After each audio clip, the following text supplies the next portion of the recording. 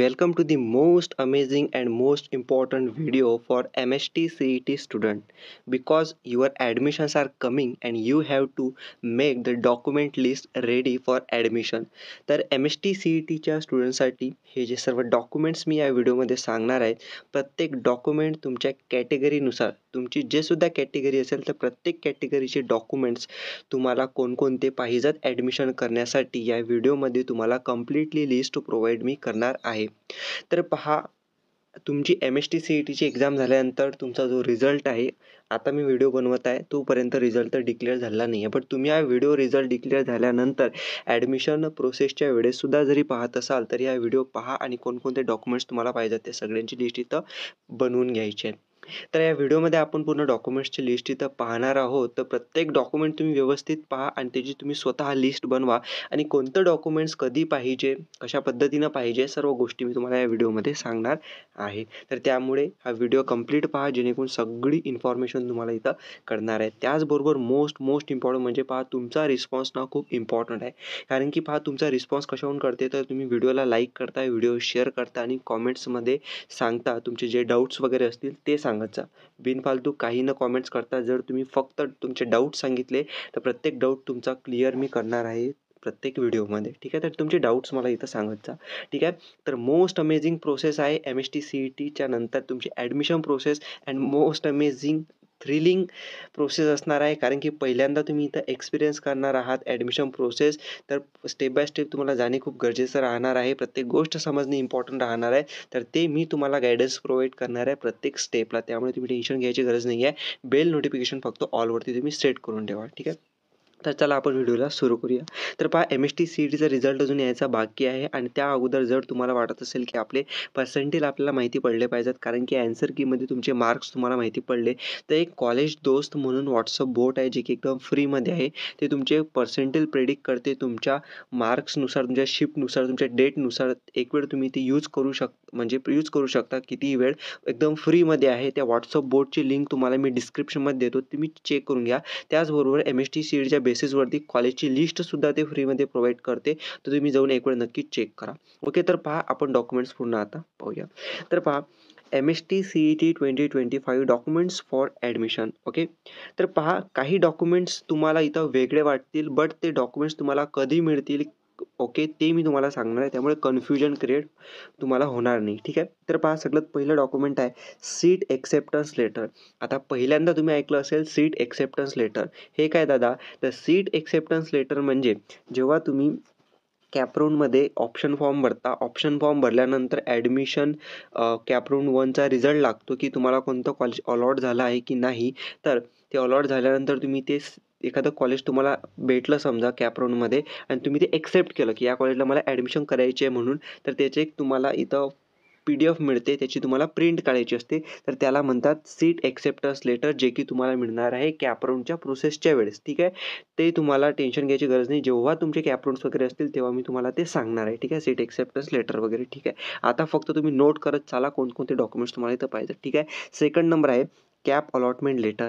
हे सुद्धा जेव्हा कॅपराऊंडचा रिझल्ट लागत असतो तर तुम्हाला एखादं पर्टिक्युलर कॉलेज अलॉट झालं असेल तर ते तुम्हाला कॉलेज अलॉट झालं म्हणून एक कॅप अलॉटमेंट लेटर असते. ठीक आहे, त्यानंतर आहे FC एक्नॉलेजमेंट. ठीक आहे, FC एक्नॉलेजमेंट म्हणजेच काय की तुम्ही जे डॉक्युमेंट व्हेरिफिकेशन वगैरे करत असता, ओके, तुमच्या ॲडमिशनसाठी कॅपराऊंडसाठी, तर त्याचं एक्नॉलेजमेंट असते, त्याचीसुद्धा PDF असते, ते तुम्हाला कॅपराऊंडच्या वेळेस मिळत असते. ठीक आहे, म्हणजे एकूण काय, हे जे पहिले 3 डॉक्युमेंट तुम्हाला मी सांगितले, seat acceptance letter, CAP allotment letter, FC acknowledgement, तर हे तुम्हाला तुमच्या कॅपराऊंडच्या वेळेसच मिळणार आहेत. ओके, हे इम्पॉर्टंट आहे म्हणून पहिलेच हे लिस्टमध्ये इथं टाकलेले आहेत मी. ठीक आहे, त्यानंतर पहा, त्यानंतर आहे MST CET और JEE स्कोर कार्ड. तुम्ही कशाच्या बेसिसवरती ॲडमिशन घेता, कशाच्या बेसिसवरती तुम्हाला कॉलेज पर्टिक्युलर अलॉट झालं आहे, त्याचं स्कोर कार्ड तुमच्याकडे असणे गरजेचं आहे. ठीक आहे, तर MST CET किंवा JEE तुम्ही दिली असेल तर त्याचे स्कोर कार्ड तुमच्याकडे असणे इम्पॉर्टंट आहे. त्यानंतर SSC सर्टिफिकेट मार्कशीट म्हणजे 10वीची मार्कशीट, HSC मार्कशीट 12वीची मार्कशीट, लिव्हिंग सर्टिफिकेट म्हणजे 12वी नंतर आता तुम्ही पर्टिक्युलर कॉलेजला ॲडमिशन करत आहात, तर 12वीच्या जे कॉलेजला तुम्ही ॲडमिशन असेल त्याचं तुमच्याकडे लिव्हिंग सर्टिफिकेट असेल, शाळा सोडल्याचा दाखला ज्याला मराठीमध्ये म्हणतात, तर ते तुमच्याकडे असणे गरजेचं आहे. त्यानंतर आहे पहा, हे जे डॉक्युमेंट्स आहे important, migration certificate for migration certificate for CBSE, ICSE आणि OMS. मायग्रेशन सर्टिफिकेट असते ते त्या विद्यार्थ्यांना इथं लागत असते, तर त्यामुळे तुम्ही इथं हे म्हणजे हे खूप कमी विद्यार्थ्यांना लागते, त्यामुळे ज्यांना लागणार आहे त्यांना माहिती आहे. ठीक आहे. त्यानंतर EWS सर्टिफिकेट. ठीक आहे. Economically weaker section EWS. आता EWS हा एक कोटा असतो ॲडमिशन घेण्यासाठी पर्टिक्युलर कॉलेजला. तर जे विद्यार्थी EWSच्या कोट्यामधून अप्लाय करतील आणि त्या कोटामधून EWS कोटामधून जर त्याला कॉलेज मिळालं, ओके, तर EWS सर्टिफिकेट तुमच्याकडे गरजेचं आहे. नाहीतर कॉलेज मिळालं आणि तुमच्याकडे सर्टिफिकेट नसेल तर तुम्ही इथं ॲडमिशन नाही करू शकत, कारण की सर्टिफिकेट पाहिजे ना, कारण की त्या कोटामधून तुम्ही इथे ॲडमिशन करता. तर ही गोष्ट एक लक्षात ठेवा, EWS सर्टिफिकेट. आता पहा इम्पॉर्टंट, हे मी तुम्हाला डॉक्युमेंट सांगत आहेत ना, हे अगोदर का सांगत आहे, आता पहा जवळपास एखादा महिना पकडा ॲडमिशनचं अजून प्रोसेस स्टार्ट व्हायला. ठीक आहे. कारण की जर एखादा महिना बाकी असेल तर काही विद्यार्थ्यांकडे हे डॉक्युमेंट्स नसतात. जर तुम्ही रेडी करून ठेवले काही दिवसा अगोदरच, तर तुमच्याकडे एक चांगल्या पद्धतीचं काय असणार आहे, बॅकअप असणार आहे. म्हणजे ठीक आहे, आपले सगळे डॉक्युमेंट्स रेडी आहेत, पण वेळेवर खूप जणांचं असं असतं की डॉक्युमेंट्स त्यांची रेडी नसतात. काही डॉक्युमेंट्स रिन्यू करायचे असतात, ते सुद्धा इथं रिन्यू वेळेवर होत नसते. ठीक आहे, टाईम लागतो, त्यामुळे तुम्ही रेडी ठेवा. ठीक आहे.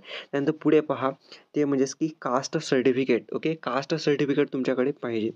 आणि त्यानंतर कास्ट व्हॅलिडिटी सर्टिफिकेट. आता जे कॅटेगरीचे विद्यार्थी आहेत त्यांनाच इथं caste certificate, caste validity certificate हे त्यांना पाहिजे. ठीक आहे. त्यानंतर नॉन क्रिमिलियर सर्टिफिकेट, म्हणजे OBC, SBC, DT, VJ, NT या कॅटेगरीच्या स्टुडंटसाठी इथं काय पाहिजे, हे नॉन क्रिमिनल सर्टिफिकेट पाहिजे. आता मोस्ट इम्पॉर्टंट पहा, हे जे नॉन क्रिमिनल सर्टिफिकेट आहे NCL, हे म्हणजे 3 वर्षातून हे रिन्यू करायचं असते. तुम्ही एक वेळ डेट चेक करून घ्यायची आपल्या नॉन क्रिमिनलवरती, जे आहे डेट, तारीख जे आहे ते संपलेली आहे का, एक्सपायर झालेली आहे का. जर एक्सपायर झाली असेल तर लवकरात लवकर तुम्ही सेतूमधून ओके नेट कॅफेवरती जाऊन तुमचे जे नॉन क्रिमिनल सर्टिफिकेट आहे ते इथं रिन्यूअल करण्यासाठी इथं टाकून द्या, जेणेकरून तुम्हाला लवकरात लवकर इथं ते रिन्यूअल झालेलं सर्टिफिकेट नॉन क्रिमिनल ते मिळणार आहे ॲडमिशनच्या अगोदर. ठीक आहे. त्यानंतर पहा income certificate. Okay, income certificate, उत्पन्नाचा दाखला तुमच्याकडे पाहिजे. त्यानंतर रेशन कार्ड कॉपी बॅक आणि फ्रंट. ओके, रेशन कार्डची तुमच्याकडे झेरॉक्स पाहिजेत, बॅक आणि फ्रंट, म्हणजे पहिली साईड आणि मागची साईड दोन्ही साईडचे तुमच्याकडे झेरॉक्स असणे इम्पॉर्टंट आहे. त्यानंतर आहे गॅप सर्टिफिकेट. आता हे गॅप सर्टिफिकेट सगळ्यांना नाही पाहिजे. जर ज्यांचा इथं गॅप असेल, म्हणजे समजा यावर्षी ड्रॉपआउट घेतलं की ठीक आहे, आणि नेक्स्ट इयरला तुम्ही MST CET दिली, म्हणजे यावर्षी दिली, मागच्या वर्षी देऊन सुद्धा ओके गॅप घेतलेला आहे, किंवा 1 वर्षाचा 2 वर्षाचा जो सुद्धा असेल, तर गॅप सर्टिफिकेट तुम्हाला इथं काढावं लागणार आहे. तर गॅप सर्टिफिकेट कसं काढायचं यासाठीचे व्हिडिओज तुम्हाला मिळणार आहेत यूट्यूबवरती, एक वेळ तुम्ही ते पाहून घ्यायचं. त्यानंतर तुमच्याकडे सिम्पली आधार कार्ड असेलच, आधार कार्ड तुमच्याकडे पाहिजे. आणि आधार कार्ड तुम्ही एक काम करा, अपडेटेड तुमच्याकडे असणे इम्पॉर्टंट आहे. तर अपडेटेड आधार कार्ड ठेवा तुमच्याकडे. ओके, म्हणजे तुमचं नेम, तुमची DOB, okay, date of birth हे तुमच्याकडे अपडेटेड पाहिजे. ठीक आहे. सगळ्याकडे स्पेलिंग मिस्टेक वगैरे चेक करायचं, त्यानुसार अपडेट करायचं. त्यानंतर डोमिसाईल किंवा नॅशनॅलिटी सर्टिफिकेट.